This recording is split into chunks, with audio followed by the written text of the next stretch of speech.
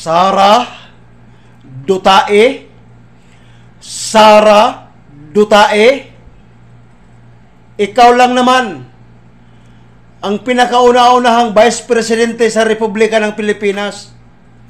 Napakasalot. Salot ka, Sara Dutae.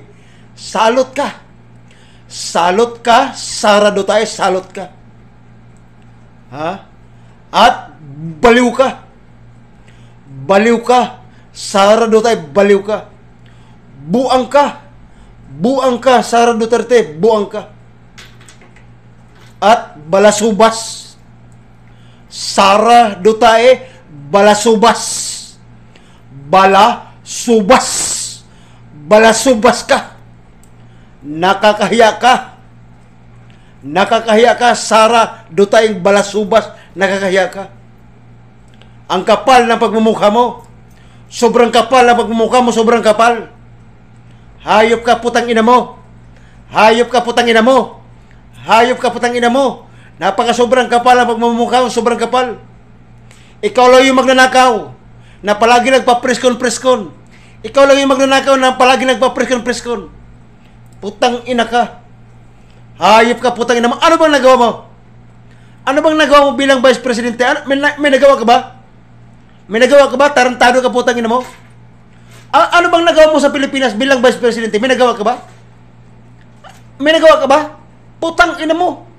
Tarantado ka, putang ina mo. Ang nagawa mo sa Republika ng Pilipinas bilang Vice Presidente, ang nagawa mo sa Republika ng Pilipinas bilang Vice Presidente, putang ina kang Sara ka, putang ina mo, ang magnakaw. Yan ang nagawa mo, magnakaw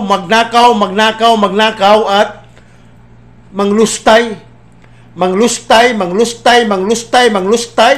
ng pira ng taong bayan, gumawa ng mga peking pangalan, gumawa ng mga peking apelido. Yan ang nagawa mo, gumagawa ng mga peking pangalan, gumagawa ng mga peking apelido, katulad ni Mary Grace Piatos. Na magaling ka mag-imbento. Magaling ka mag-imbento ng mga pangalan sa apelido. Kasi nga, Sara Dutae, budul-budul kang. Sara Dutae, budul-budul kang.